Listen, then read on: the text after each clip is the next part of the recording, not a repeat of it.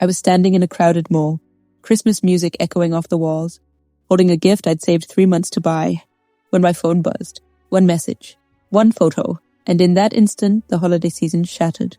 She wasn't just betraying me. She was replacing me, and she had no idea that decision would cost her everything. If you've ever been blindsided by betrayal, if someone smiled in your face while quietly tearing your life apart, you're going to want to hear this all the way to the end.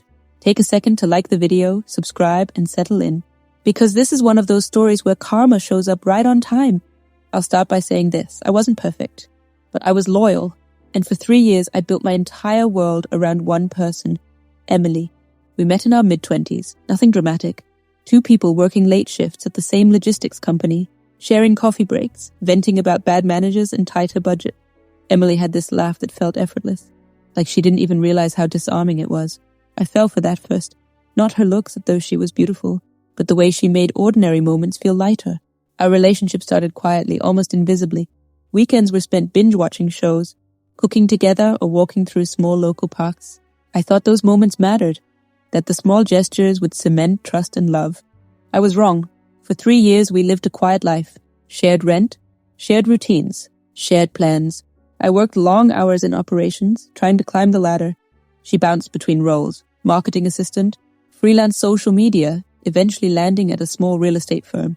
I paid most of the bills while she found herself. I didn't resent it. I believed in partnership. I believed in patience. By December, I had bought her Christmas gift, a custom necklace with our anniversary date engraved on it. Not flashy, just meaningful. I pictured her opening it, tearing up, wrapping her arms around me like she always did. What I didn't know was that, while I was planning our future, she was quietly auditioning my replacement. The first red flag was subtle. She started guarding her phone, not dramatically, just enough that I noticed. Screen angled away, notifications muted, smiling at text she wouldn't explain. When I asked who it was, she'd shrug and say, work stuff. Then came the late nights.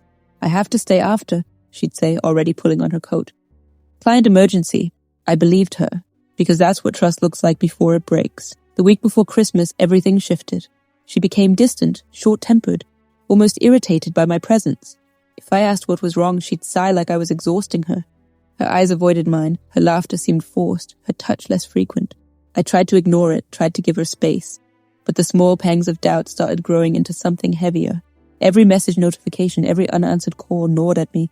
I felt powerless, humiliated, but also angry. That anger simmered quietly because I wasn't sure what was happening yet. Then it all collapsed the night it happened. I was at the mall buying final stocking stuffers. Snow machines puffed fake flakes from the ceiling. Kids screamed with excitement. Couples laughed, hands intertwined. The smell of roasted chestnuts and hot chocolate mixed with the faint scent of pine from artificial Christmas trees. That's when my phone vibrated. It wasn't from her. It was from an unknown number. One message. One image. Emily sitting across from a man I'd never seen before. His hand on her thigh, her head tilted back in laughter. The timestamp showed it was taken an hour earlier. My chest tightened. Not pain exactly, pressure. Like my lungs forgot how to expand. My hands trembled as I gripped the gift bag. My stomach churned, bile rising uncomfortably. Then another message appeared. Thought you should know. She's been seeing my brother for 2 months. She said you're basically roommates now. Sorry, man. I stood there frozen while the world kept moving around me. Holiday music, shopping carts, joy. I didn't cry. I didn't scream. I just felt hollow. Every happy holiday scene blurred into a haze of betrayal. My heart pounded. My head buzzed. I felt like I had been punched in the chest repeatedly. Each beat of my heart a reminder of how blind I had been. When I got home, she wasn't there. Her coat was missing. So were her boots. I sat on the couch in the dark, gift bag still clenched in my hand, and waited. She came in just before midnight. She didn't even look guilty. Just tired, annoyed. We need to talk, she said, dropping her keys. I nodded. She sighed. I don't think this is working anymore. That was it. No apology.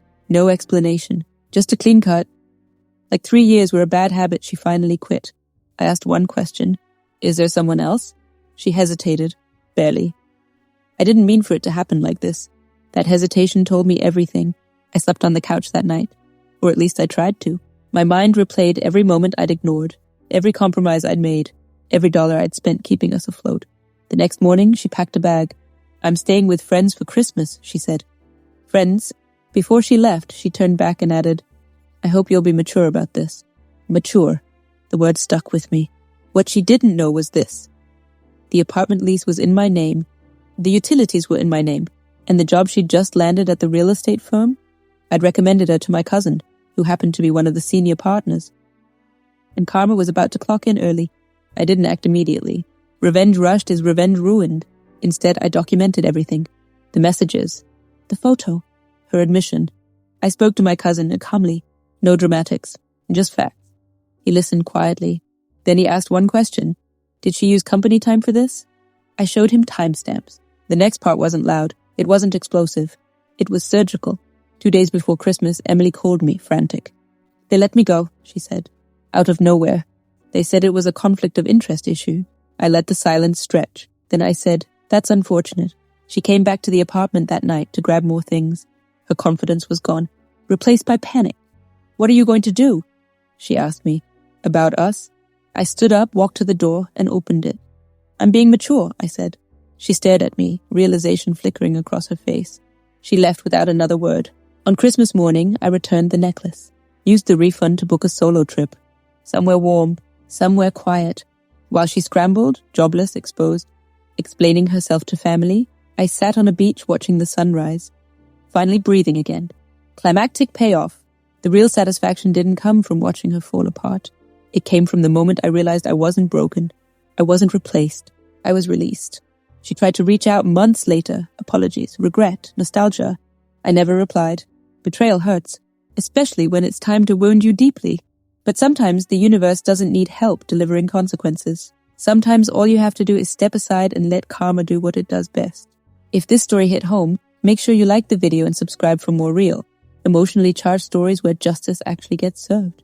And tell me in the comments, do you believe in karma or do you believe in closure?